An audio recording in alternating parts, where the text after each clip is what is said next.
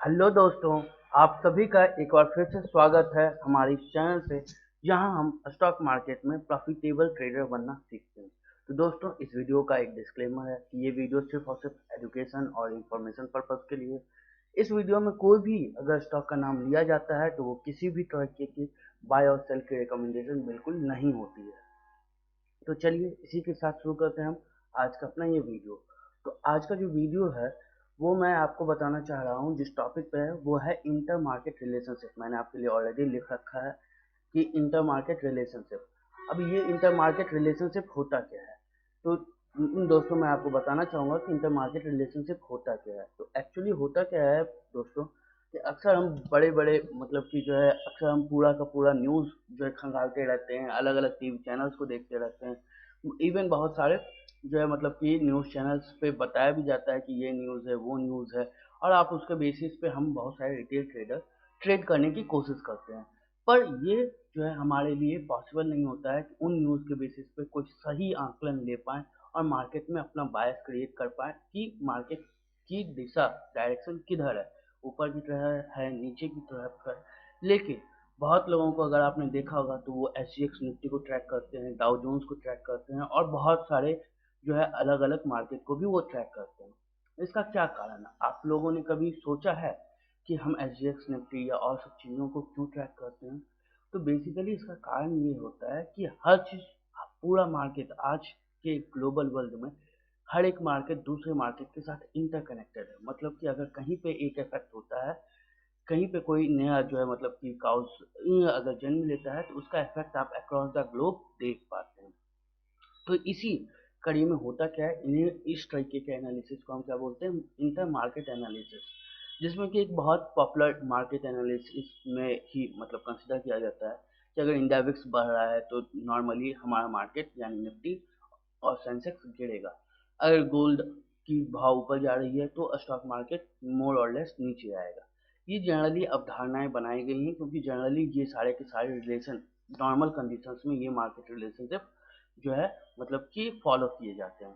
पर क्या आपको पता है कि आप इनसे भी बेटर मतलब कि आप जो है आप इतने सारे न्यूज़ को जो ट्रैक करते हैं, इवन दो आप सिर्फ और सिर्फ इक्विटी इक्विटी में काम करें, फिर भी अगर आप अलग अलग जो है आप ये क्या कहता है फाइनेंशियल इंस्ट्रूमेंट को अगर आप ट्रैक करते हैं तो आपको बहुत कुछ देखने को मिलता है, सीखने को मिलता है और आपके लिए अपॉर्चुनिटीज आती है।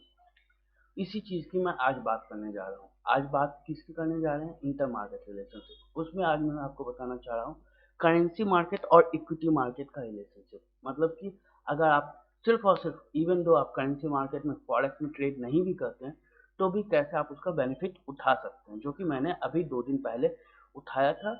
और मैं वही जो है आपके साथ साझा करने की कोशिश कर रहा हूँ। मैंने अपने सारे पोजीशन क्लोज कर दिए हैं, तो उसके बाद ही मैं ये वीडियो बना रहा हूँ। तो देखिए दोस्तों, आप अगर जो है यहाँ पे अगर आप देखिएगा तो यहाँ पे आप देख रहे हैं 24 अगस्त को कितना मतलब कि शार्प डाउन मूव आया है। डाउन मूव आने का मतलब क्या है? ये यूएसडी वर्सेस आईएनआर मतलब कि जो है हमारा जो इंडियन रुपया है और डॉलर, इन दोनों के बीच का जो है ये करेंसी फ्लक्चुएशन रेट है। मतलब कि ये कैसे हमारे करेंसी एक दूसरे के साथ बिहेव कर रहे हैं। यानी कि जो है मतलब कि आप क्या कर सकते हैं कि ये एक तरह से इन्वर्सिंग ग्राफ है कि मतलब कि इस ग्राफ में अगर हम ऊपर जा रहे हैं तो वो हमारे मतलब कि इकोनॉमी की सेहत के लिए बिल्कुल अच्छी बात नहीं है, जबकि हम डाउन नीचे आ रहे हैं तो हमारी सेहत के लिए अच्छी बात है। इसका मतलब आप ऐसे समझ सकते हैं कि जब ये इस प्राइस पॉइंट पे था तो कितना आप देख पा रहे हैं, 74 रुपीज़। ओके, और ये 74 रुपीज़ का जो प्राइस पॉइंट है, अगर आपको यहाँ पे देखना पड़ेगा कि 74 रुपीज़ 922 74.922, यानी कि आप बेसिकली मान के चल सकते हैं कि 74 रुपीज़ 92 पैसे के पास ये 24 अगस्त को मार्केट ओपन होती है इंडियन करेंसी, यानी कि $1 बराबर 74 रुपीज़ 92 पैसे थे। पर उस दिन का क्लोज होते होते हम लोग बंद होते हैं कितने पे? 74 रुपीज़ 17 पैसे के आसपास। ओके, आप समझ सकते हैं कि मतलब एक दिन में ये कितना बड़ा जंप है। मतलब आप क्या समझ सकते हैं, आप ऐसे समझिए कि आपको ऑलमोस्ट 80 पैसे का मूव हुआ है। 80 पैसे का मूवमेंट अगर आपको आ रहा है एक दिन में, वो भी आपके करेंसी के फेवर में, तो ये बहुत बड़ी बात होती है फॉरेक्स रिजर्व की टर्म में। हम लोग इन चीज़ों को कंसिडर नहीं कर पाते हैं कि ये इस मूव का क्या इम्पैक्ट है, पर हमारे फॉरेक्स रिजर्व पे इसका बहुत ही अच्छा इम्पैक्ट पाने जा रहा है। लेकिन इसका इम्पैक्ट क्या होगा ये हमें पता करना है। हमें इस कैंडल से और क्या जानकारी निकाल सकते हैं? फिलहाल तो और कुछ नहीं, कारण जो है मतलब कि हमारे पास जो भी जानकारी हम निकाल सकते थे वो सारी की सारी इस जगह से तो निकाल चुके हैं। तो अब क्या कर सकते हैं कि मार्केट में एक मतलब कि हमारी करेंसी मजबूत हुई, नो डाउट। तो करेंसी जब भी मजबूत होती है तो याद रखिएगा, अगर आप इंपोर्ट कर रहे हैं तो आपको फायदा होगा, जबकि अगर आप एक्सपोर्ट कर रहे हैं तो आपको नुकसान होगा। वो कैसे समझते हैं? देखिए, अगर पहले मान लीजिए कि आप 100 रुपये की कोई चीज़, मान लीजिए कि अगर आप जो है 74 रुपीज़ 90 पैसे की कोई सामान पड़ रहा था आपको, अब उस सामान के बदले आपको जो है $1 का दाम 74 रुपीज़ 92 पैसे थे। तो आप तो बाहर में डॉलर में पेमेंट कर रहे हैं। तो अब क्या होता है कि आपको जो है अपना डॉलर को कन्वर्ट करना होता है, तो आपको 74 रुपीज़ 90 पैसे 4 पैसे को हम 75 मान लेते हैं, चलिए।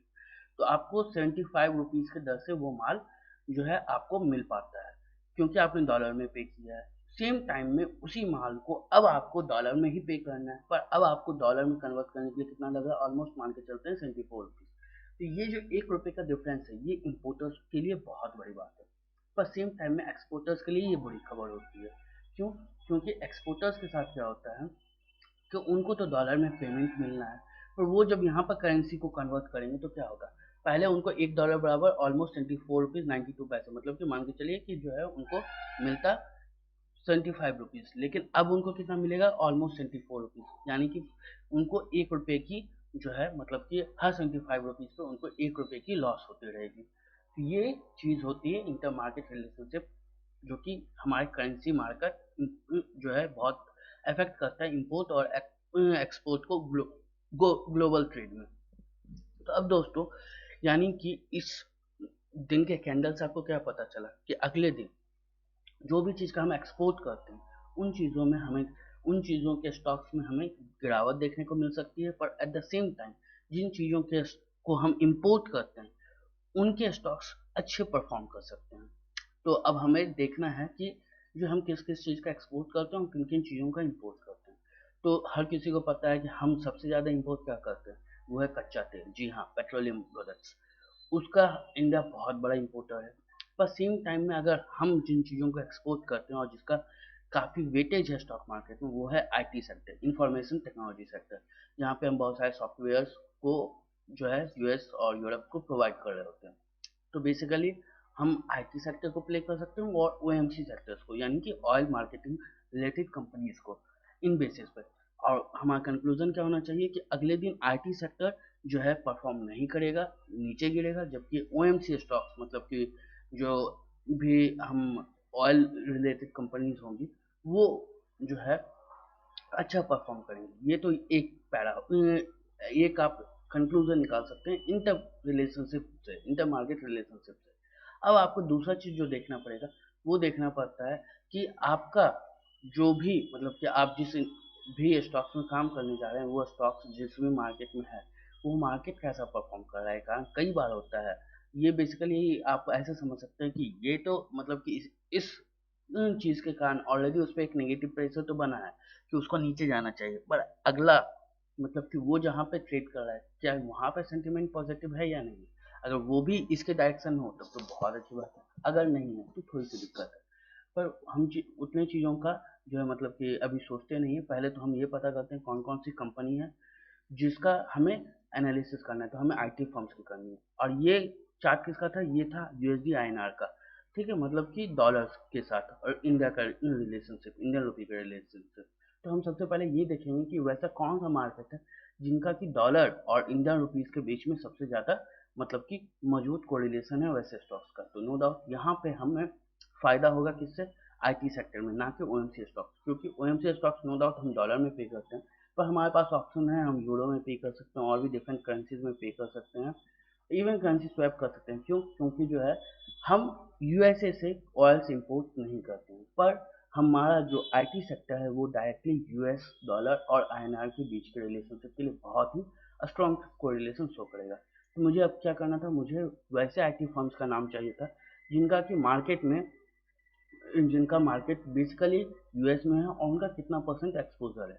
इसके लिए मैंने सिंपल एक गूगल सर्च किया था कि जो है IT firms having high exposures in US. Okay, उसके बाद ये मुझे देख सकते हैं कि जो है ये इकोनॉमिक्स टाइम्स का एक रिपोर्ट मिल गई है। आप चाहें तो यहाँ पे मैं आपको दिखा सकता हूँ कि यहाँ पे क्या मैंने सर्च किया था। तो यहाँ पे आप देख सकते हैं कि ये इकोनॉमिक्स टाइम्स से पहले मैंने ये आपको देखिए यहाँ पे मैंने सर्च किया था IT companies and it's exposure in US market. जो पहली लिंक आई मैंने एकदम सिंपल उसी पहले लिंक को क्लिक किया है और उस लिंक को क्लिक करने के बाद क्या किया, मतलब कि हमें ये इकोनॉमिक्स टाइम्स की रिपोर्ट खुल गई थी। एक सेकेंड, पता नहीं अब ये एक्सेस क्यों डिनाई कर रहा है, but we have, I am sorry, मतलब कि ये मतलब कि खुल जाना चाहिए था, ये एसेस डिनाइड क्यों किया मुझे नहीं पता है। बट हाँ, अब देख सकते हैं आप कि क्या हुआ। यहाँ पे अगर आप देख पाएँ तो यहाँ पे आपको देखने को मिलेगा Patni emphasis hexawares have high exposure to the US market with 70 to 80% of their total sales coming from this region। मतलब कि 70 to 80% किसके हैं, एम्फेसिस के, हेक्सावेयर्स के और पाटनी के।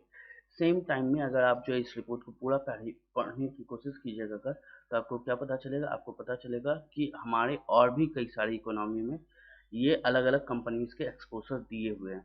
पर नो डाउट ये पुराने एक्सपोजर्स है, मतलब कि माइंड ट्री हो गया, सत्यम जिस टाइम था, अभी ये टेक महिंद्रा है, इसका एक्विजिशन हुआ था, इसमें घोटाला हुआ था, तो ये आपका इन्फोसिस 63%, विप्रो 60%, ये हमारा 2008 का रिपोर्ट है। तो आप कहिएगा कि इतने पुराने रिपोर्ट का हम क्या कर सकते हैं। तो बड़ी बात ये नहीं है कि ये 2008 का रिपोर्ट है, बड़ी बात ये है कि जो है आपका एक्सपोजर्स नो डाउट मोर और लेस सेम रहता है। मतलब कि आप अपने क्लाइंट इतनी जल्दी नहीं बदलते हो, आप जनरली जिसके भी साथ बिजनेस करते हो तो थोड़ा सा लॉन्गर टाइम फ्रेम पे आप बिजनेस करते हो। ये बिजनेस स्टॉक मार्केट के जैसा तो नहीं होता है कि आप एक दिन में जो है मतलब कि अगले दिन फिर दूसरा क्लाइंट, तीसरा क्लाइंट, इस तरीके से आप करते रहोगे। तो जिसके कारण जो है आप मान सकते हैं कि इनका एक्सपोजर उन्हीं कंपनियों में जो है मतलब कि उन रीजन्स में बहुत ज़्यादा होगा। अगर आप चाहें तो इसका जो है मतलब कि 2018 का रिपोर्ट पढ़ सकते हैं। ऐसे करके आप 2-3 रिपोर्ट्स भी अगर आप पढ़िएगा तो आपको एक अच्छा आंकड़ा मिल जाएगा कि जो है मतलब कि किसका एक्सपोजर कहाँ पे है। पर मैंने मतलब कि मुझे ये वाला आर्टिकल थोड़ा सा कंसाइज लगा, इस कारण से मैं आपको ये दिखाना चाह रहा था। पता नहीं अभी क्या हुआ है नेट पे, मतलब कि सारे के सारे ऐसे डिनाइड लिख रहे हैं। तो चलिए, पर हमें हमारे काम का चीज़ मिल चुका है, वो क्या है कि हमें एम्फेसिस को ट्रैक करना है, हेक्सावेयर्स है, माइंड ट्री है, ये सारे के सारे हैं, इन्फोसिस है, विप्रो है। बट मेजोरिटी हमारा फोकस कहाँ रहेगा, एम्फेसिस पे हमारा फोकस कहाँ रहेगा, हमारा फोकस रहेगा माइंड ट्री, हेक्सावेयर्स, इन सब चीज़ों पे। तो चलिए हम आते हैं अब, और इसको हम पहले जो है ये क्या करता है, पहले तो हम निफ्टी आईटी को ट्रैक करते हैं कि निफ्टी आईटी में एक्चुअली जो है 25 अगस्त के दिन क्या हुआ, कि निफ्टी आईटी जो है 25 अगस्त को सच में जो है हमारी तरह का मूव दिया है या नहीं। तो अगर आप देख पा रहे हैं ये 24 अगस्त का ये मूव है, जो कि नो डाउट एक मतलब कि बेयरिश है, मतलब कि प्राइस यहाँ शो किया है, यानी कि जैसे जैसे करेंसी मार्केट फॉल कर रही थी हमारा निफ्टी आईटी भी फॉल कर रहा था। पर अगले दिन भी आप देख सकते हैं कि हमारा निफ्टी आईटी नीचे गिरा है, यानी कि पूरा का पूरा आईटी मार्केट नीचे गया है उस दिन। ये तो हो गया कि अगर आप सेक्टर मतलब कि इंडेक्स को प्ले करते हैं तो आप कर सकते हैं, पूरा का पूरा निफ्टी मार्केट के लिए। पर अब हम स्टॉक स्पेसिफिक हो जाते हैं। चलिए, पहला हमारे लिस्ट में क्या था, एम्फेसिस। तो आप एम्फेसिस पे चले जाइए, और एम्फेसिस लिमिटेड आ गया है। आप 24 अगस्त का देख सकते हैं, यहाँ पे थोड़ा सा गिरावट है, पर अगले दिन आपको कितना अच्छा मूव देखने को मिला है। मतलब कि आपका ओपनिंग हुआ है 1205 पे, जबकि क्लोजिंग हुआ है 1181 पे। मतलब कि अच्छा खासा आपको 20 से 25 पॉइंट का मूव यहाँ देखने को मिला है, और इस कंप्लीट मूव को आप कैप्चर कर सकते थे। तो ये हुआ एम्फेसिस। अब चलते हैं हम क्या, माइंड ट्री पे। तो माइंड ट्री पे आप चले गए, ये आपको माइंड ट्री का चार्ट मैं आपके लिए ओपन कर रहा हूँ। यहाँ पे देखिए माइंड ट्री का चार्ट है, ये इसका चूंकि फ्यूचर्स अवेलेबल है तो आप देख सकते हैं कि 24 अगस्त को भी ये नीचे गिरा था, और ये ऑलरेडी एक डाउन ट्रेंड पहले से बना रखा था। अगर आपको चार्ट रीडिंग करने आता है तो इस कैंडल के बाद ही आप एक्सपेक्ट कर सकते थे कि इसमें नीचे होगा। तो ये देखिए अगले दिन 25 अगस्त को भी सिर्फ प्राइस के भी बेसिस, मतलब कि हम उस करेंसी मार्केट के ही न्यूज़ के बेसिस पे इसको भी मतलब कि आप कर सकते थे, और यहाँ पे आपको जो है नेगेटिव बायस देखने को मिला, बेयरिश मोड देखने को मिला। आप इस दिन भी मतलब ये ओपन हुआ है 1157 का, जबकि क्लोज हो रहा है 1137, यानी कि यहाँ पे भी आप 20 पॉइंट कमा सकते थे माइंड ट्री पे। और अगर आप ये काम फ्यूचर में करते तो नो डाउट और भी अच्छी बात थी। चलिए माइंडट्री के बाद इवन हम इन्फोसिस, ये इन्फी जिसको आप जिनका सिंबल है, इसको ट्रैक कर लेते हैं। ये एक हैवी वेट है निफ्टी के अंदर। फिर भी आप देखिए 24 अगस्त को तो ये ज़्यादा नहीं गिरा है, पर 25 अगस्त को ये भी अच्छा आपको मूव देके गया है। कितने पॉइंट का मूव देके गया है? ये आपको ऑलमोस्ट 9 से 10 पॉइंट का मूव देके गया है। पर आपको पता होगा कि 9 से 10 पॉइंट इंट्राडे में अच्छा मूव है, अगर आप इसको फ्यूचर्स में कैप्चर कर पाते हैं। और अगर इक्विटी में भी आप जो है शॉर्ट सेल कर ही सकते हैं इसको अच्छे से, तो आप ये भी करके आप यहाँ पे कमा सकते थे। सेम टाइम चलिए टीसीएस, आपको अब सोच रहे होंगे कि इसमें इतनी बड़ी मूव क्यों नहीं आई, इन्फी या टीसीएस में कोई बड़ी मूव क्यों नहीं आई। देख सकते हैं आप 24 अगस्त में एक दो ये 24 अगस्त को भी इवन दो ये बेयरिश रहा, यानी ओवरऑल आप प्रॉफिट में रहते तो भी आप जो है कोई खास फायदा नहीं कमा पाते। क्यों? इसका एक रीज़न है, इस कारण से मैंने इन्फोसिस टीसीएस को अपने मतलब कि ट्रेड में शामिल नहीं किया था। ऐसा इसलिए क्योंकि ये निफ्टी के हैवी वेट्स है, मतलब कि निफ्टी अगर ये गिरेंगे तो निफ्टी गिरेगा, पर अभी निफ्टी जो है बेरिश मोड में नहीं है। निफ्टी इस कारण से कोशिश करेगा कि इनको संभालने की, इस कारण से मैंने इनको नहीं किया ट्रेड। जबकि मैंने माइंड ट्रे को किया, एम्फेसिस को किया। दो स्टॉक्स बहुत होते हैं, मतलब कि अगर आपको ट्रेड लेना है। अब देख लीजिए आप विप्रो, विप्रो का भी 25 अगस्त को आपको देख सकते हैं कितना अच्छा मूव है। इसमें इतना अच्छा मूव इसलिए देखने को मिला कि कंसीडरेबली विप्रो का उतना वेटेज नहीं है निफ्टी में जितना कि टीसीएस और इन्फोसिस का था। तो आपको मैं दिखा सकता हूँ कि आपके पास एक दिन में कितने ऑप्शंस थे। आपके पास माइंडट्री, एम्फेसिस, टीसीएस, इन्फोसिस, विप्रो, मतलब कि ऑलमोस्ट 5 स्टॉक्स तो मैंने यहाँ पे आपको गिना दिया कि जो है आप यहाँ पे इसको कर सकते थे और आपको यहाँ पे प्रॉफिट होता ही होता। ये हेक्सावेयर टेक्नोलॉजीज है, आप इसको भी ट्रैक कर सकते हैं। ये देखिए आप 25 अगस्त को ये भी है, मतलब कि आपको कितना सुंदर, मतलब कि आपको एक जो है मतलब कि नेगेटिव सेंटिमेंट में आपको प्रॉफिट देके गया। तो इसी चीज़ के लिए मैं आपको बोल रहा था कि अगर आप इंटर मार्केट एनालिसिस आता है, आपको इंटर मार्केट रिलेशनशिप आता है, तो आप एक बहुत अच्छा आपके पास वेराइटीज ऑफ ऑप्शंस रहेंगे कि आप किसको प्ले करना चाह रहे हैं। अगर आप फ्यूचर्स में प्ले करना चाह रहे हैं तो नो डाउट, या ऑप्शंस में तो नो डाउट आपको टीसीएस, इन्फोसिस जैसे को भी प्ले कर सकते हैं। अगर आपके पास उतना कैपिटल नहीं है, आप कम कैपिटल में प्ले करना चाह रहे हैं पर सेफ रहना चाह रहे हैं सिर्फ इंट्राडे बेसिस पे, तो भी आप माइंडट्री, एम्फेसिस जैसे स्टॉक्स में जो है ट्रेड कर सकते थे, इवन हेक्सावेयर्स में। और इन सब में आपको एक अच्छा मूवमेंट देखने को मिल जाता।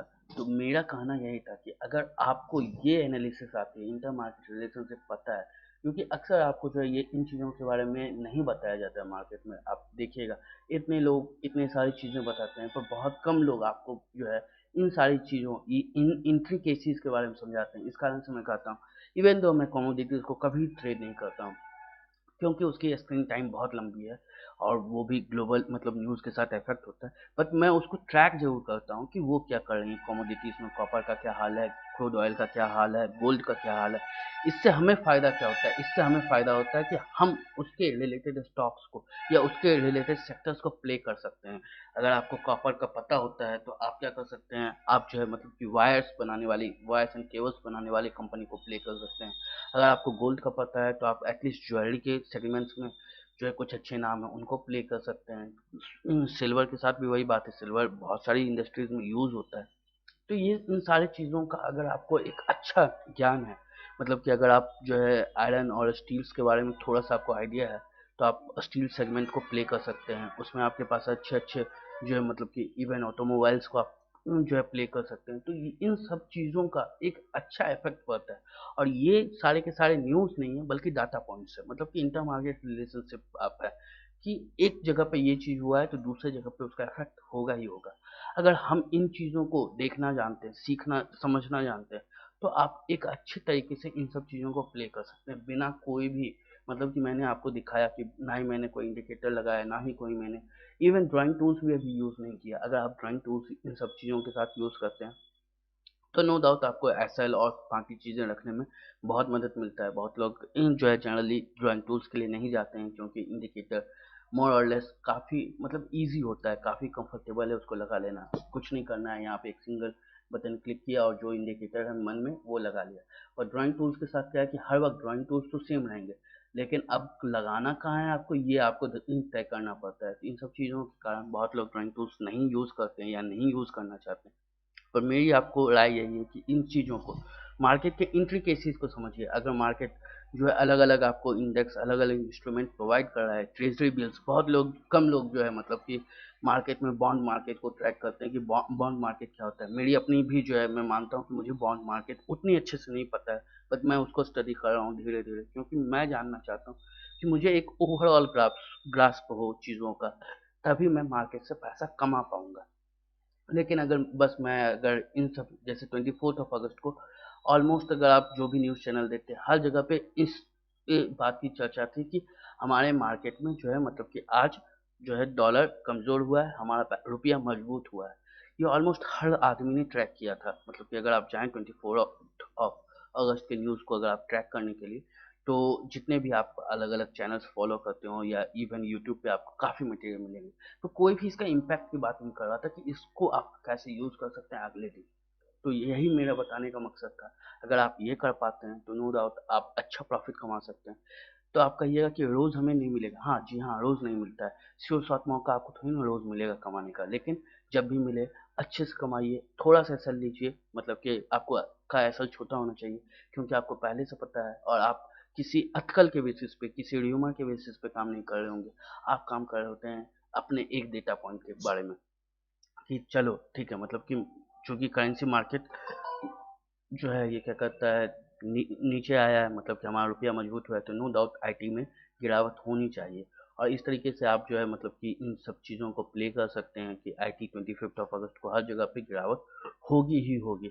अब बाकी मर्जी आपकी है कि आप इन चीज़ों को देखना चाहते हैं, सीखना चाहते हैं, खुद से पढ़िए, बुक्स पढ़िए। मैं तो आपको यही रिकमेंड करूँगा। बहुत लोग कहते हैं बुक्स नहीं पढ़नी चाहिए, या बुक्स बहुत की नॉलेज मार्केट में बहुत कम काम में आती है। तो मैं यही कहूँगा कि अगर आपको थ्योरी पता है, तभी आप उसको प्रैक्टिकल टाइम में ट्वीक कर पाएंगे अपने हिसाब से, कि कुछ और बना पाएंगे। लेकिन जिसको अपना कुछ आइडिया नहीं है, बेसिक्स किसी चीज़ के बारे में पता नहीं, तो वो अपने लिए कुछ नया कर भी नहीं पाएगा। वैसे लोग बहुत कम होते हैं जो कि किसी दूसरे फील्ड में होते हैं और वो किसी दूसरे फील्ड के लिए कुछ बड़ा कर देते हैं। तो आप अपने आप को नॉर्मल इंसान कंसिडर कीजिए और इस तरीके से मार्केट को प्ले कीजिए।